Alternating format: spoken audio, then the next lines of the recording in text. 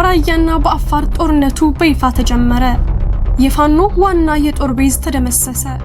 አሜሪካ በኢራን ላይ ጥቃት ከፈተች። ሰበር ዜና። የሰሜን ኢትዮጵያ ሰማይ ዳግም በጦርነት ነበልባል ተጋረደ። በራያና በአፋር ክልሎች አደገኛ ግጭት ተቀስቅሷል። ህወሓት በከባድ መሳሪያ ታግዞ ወልቃይትን ለመቆጣጠር በከፈተው አዲስ ወታደራዊ ዘመቻ በንጹሃን ላይ ከፍተኛ ጉዳት እየደረሰ ነው። በአፋር ክልል የተፈጸመው የከባድ መሳሪያ ድብደባም የሁኔታውን አሳሳቢነት በግልጽ የሚያሳይ ሆኗል። ዛሬ ከግንባር እየወጡ ያሉትን አሰቃቂ መረጃዎችና የጦርነቱን መባባስ በቀዳሚነት በዝርዝር እንቃኛለን። በሌላ በኩል በሰሜን ወሎ የፋኖ ታጣቂዎች የመሸጉበት ዋና የጦር ሰፈር ሙሉ በሙሉ ተደመሰሰ። የመከላከያ ሰራዊቱ የ13ኛ እዝ ክፍለ ጦሮች በአቡነ ዮሴፍ ተራራማ አካባቢዎች የከፈቱት 3 ቀን የፈጀው ከፍተኛ ዘመቻ በክልሉ የነበረውን የጦርነት ሚዛን ቀይሮታል። ከደህንነት ተቋማት በድብቅ የተገኘው ወሳኝ መረጃና በቦታው የደረሰው የትጥቅ መመታት ዝርዝር ሁኔታን ወደ እናንተ እናደርሳለን። ከውጭ ዜና አሜሪካና ኢራን እንደገና ወደ ቀጥተኛ ጦርነት ገቡ። በሆርሙዝ ወሽመጥ በተፈጠረ የንግድ መርከብ ጥቃት አሜሪካ በኢራን ወታደራዊ መሰረቶች ላይ አየር ጥቃት ፈጽማለች። ኢራን በበኩሏ የአሜሪካን ጦር ጣቢያዎች በመምታት አጸፋዊ ምላሽ ሰጥታለች። በሰዓታት ውስጥ የከፋው ይህ ውጥረት ቀጠናውን ወዴት እየወሰደው ነው? ዝርዝሩን ይዘናል። አብራችሁን ቆዩ። ሰላም ውድ ቤተሰቦች እንደምን አላችሁ? ይህ ዜና ላፍታ ነው። ቪዲዮውን ላይክ በማድረግ ይጀምሩ እያልን ወደ ዝርዝር ዜናዎች አለፍን። ሰበር ዜና። በራያና በአፋር ደም አፋሳሽ ጦርነት ተቀሰቀሰ። ህወሓት ወልቃይትን ለመቆጣጠር በከባድ መሳሪያ እየዘመተ ነው። በሰሜን ኢትዮጵያ ዳግም የጦርነት ነበልባል ተቀሰቀሰ። የረጅም ጊዜ ስጋት የነበረው የሰላም እጦት ወደ ደም አፋሳሽ ግጭት በመቀየር በራያና በአፋር ክልሎች አደገኛና ከባድ የጦርነት እንቅስቃሴዎች እየተካሄዱ ይገኛሉ። ህወሓት በወልቃይት በኩል ያለውን የይገባኛል ጥያቄ ለማስፈጸም ከፍተኛ የጦር ሰራዊትና ከባድ መሳሪያዎችን ወደ ግንባር በማዝመት ላይ መሆኑ የተሰማ ሲሆን ይህ የሰራዊት እንቅስቃሴ በራያ በኩል ቀጥተኛ ጥቃት ሆኖ በመፈንዳቱ የአካባቢው ነዋሪዎች ከፍተኛ ድንጋጤ ውስጥ ወድቀዋል። ከዚህም ባለፈ የህወሓት ታጣቂዎች በአፋር ክልል አብዓላ ከተማ አስተዳደር ሙርጋ ቀበሌ በአሳልጌ በተባለ ስፍራ በፈጸሙት የ3 ቀን ተከታታይ የከባድ መሳሪያ ድብደባ የንጹሃን ንብረት የሆነው እንስሳት መውደማቸውና አካባቢው ለከባድ ውጥረት መዳረጉ ተረጋግጧል። በአካባቢው የሚገኙ ነዋሪዎች እንደገለጹት ጥቃቱ የተፈጸመው በምሽት 11 ሰዓት አካባቢ ሲሆን 16 ግመሎች ወዲያውኑ የተገደሉበትና ሌሎች 4 ግመሎች እስካሁን ያልተገኙበት አሰቃቂ ድርጊት ተፈጽሟል። ሁኔታውም ይበልጥ እያሰጋ ያለው በራያ አካባቢ ያለው ውስብስብ የኃይል አሰላለፍ ነው። ከሳምንት በፊት የመንግስት የጸጥታ ኃይሎች ለቀዋቸው በወጡ የራያ አካባቢዎች ላይ ህወሓት መቆጣጠሩን ተከትሎ አካባቢው በ3 ዋና የታጠቁ ኃይሎች መካከል የጦር ሜዳ ሆኗል። የትግራይ ጊዜያዊ አስተዳደርና ቲዲኤፍ ነባር ግዛቶቻቸውን ለማስመለስ በሚል አዲስ ዘመቻ መክፈታቸውን ይፋ ካደረጉ በኋላ በቢሶበር ኮረምና ዛታ አካባቢዎች የመድፍ ድጋፍ የታከለበት ከባድ ውጊያ መደረጉን የአካባቢው ምንጮች አረጋግጠዋል። በሌላ በኩል የመከላከያ ሰራዊትና የፌዴራል ፖሊስ ከአካባቢው ለቀው መውጣታቸውን ተከትሎ ክፍተት የተፈጠረ ሲሆን በህወሓት ኃይሎችና ህወሓትን ለመጣል በተደራጁ የሐራ መሬት ታጣቂዎች መካከል ያለው ግጭት ተባብሶ መቀጠሉ የሰላሙን ተስፋ አጨልሞታል። በአሁኑ ሰዓት በአካባቢው ያለው የጸጥታ ሁኔታ እጅግ አሳሳቢ ደረጃ ላይ ደርሷል። በአማራ ክልል ስር የነበሩ አካባቢዎችን ህወሓት በኃይል በመቆጣጠሩ ምክንያት በሺዎች የሚቆጠሩ የአማራ ተወላጆች ለከፍተኛ ተፈናቃይነት ተዳርገዋል።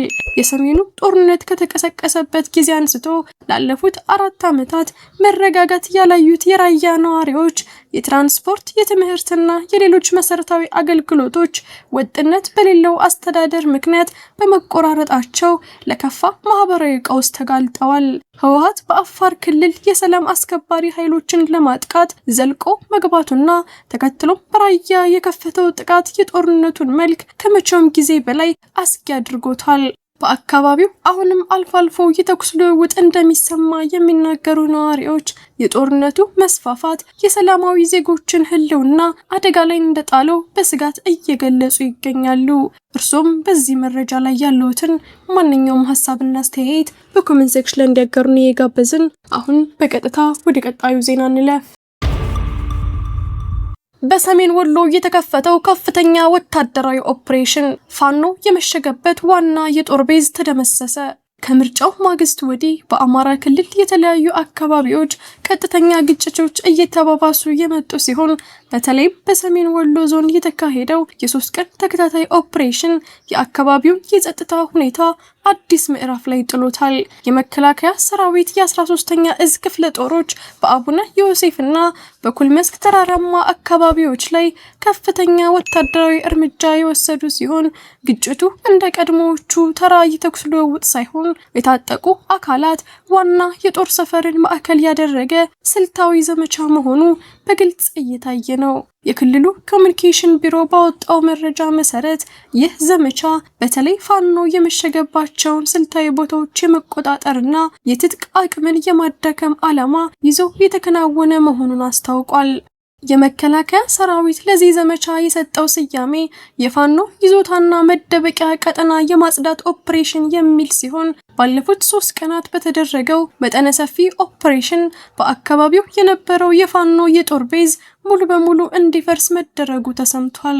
ለረጅም ጊዜ እንደ ዋና የጦር ይዞታ ሲጠቀሙበት የነበረው የአቡነ ዮሴፍና የኩልመስክ ተራራማ ቀጠናዎች አሁን ላይ በመንግስት የጸጥታ ኃይሎች ሙሉ ቁጥጥር ስር መውደቃቸው የዘመቻው ስኬት መገለጫ እንደሆነ ተገልጿል።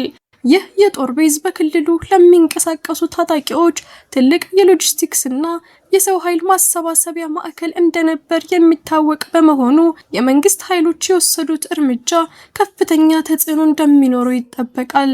በዚህ ዘመቻ የምስራቅ አማራ ብሔራዊ መረጃና ደህንነት አካላት የተጫወቱት ሚና ወሳኝ ነበር። በተለይ በደጋማ አካባቢዎች ተቀብረው የነበሩ የጦር መሳሪያዎችና የሎጂስቲክስ መጋዘኖችን በትክክል በመጠቆም ሰራዊቱ ኦፕሬሽኑን በአጭር ጊዜ እንዲያጠናቅቅ አግዘዋል።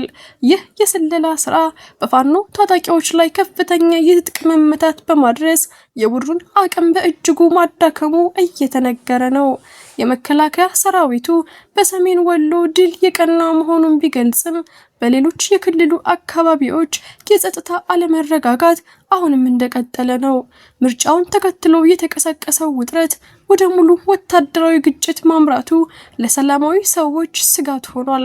የአቡነ ዮሴፍና የኩልመስክ ኦፕሬሽን በጦር ሜዳው ላይ ሚዛንን ለመቀየር የታቀደ ቢሆንም በቀጣይ ቀናት የክልሉ የጸጥታ ሁኔታ ወዴት እንደሚያመራና ታጣቂዎቹ ምን አይነት ምላሽ እንደሚሰጡ ተንታኞቹ በከፍተኛ ጥንቃቄ እየተከታተሉት ይገኛል። ቪዲዮአችንን ላይክ ማድረግ አይርሱ እያልን ወደ ውጭ ዜና አለፍን። አሜሪካና ኢራን በድጋሚ ተጋጩ። የሆርሙዝ ወሽመጥ እንደገና በጦርነት እሳት ተናወጠ። የዓለማችን ትኩረት በአንዴ ወደ ሆርሙዝ ወሽመጥ ተመልሷል። በኢራን የባህር ኃይል ላይ ትኩረት ያደረገው የአሜሪካ ማዕከላዊ እዝ ሴንትኮም በኢራን የባህር ጠረፍ ላይ በሚገኙ ሚሳኤልና ድሮን ማከማቻዎች እንዲሁም በራዳር ጣቢያዎች ላይ ከፍተኛ የአየር ጥቃት መፈጸሙን ይፋ አድርጓል።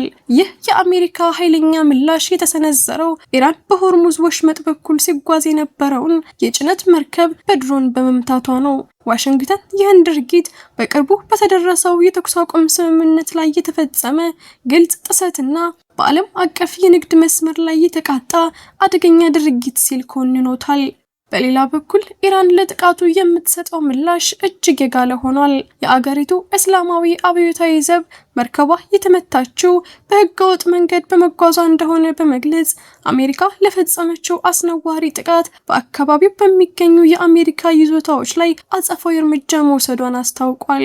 ጥቃቱ የሚደገም ከሆነ ቀጣዩ ምላሻችን ከዚህ የከፋ ይሆናል በማለት ኢራን የላከችው ማስጠንቀቂያ በወሽመጡ ላይ የነበረው ደካማ የተኩስ አቁም ስምምነት ሙሉ ለሙሉ እየፈራረሰ መሆኑን ለዓለም አሳይቷል።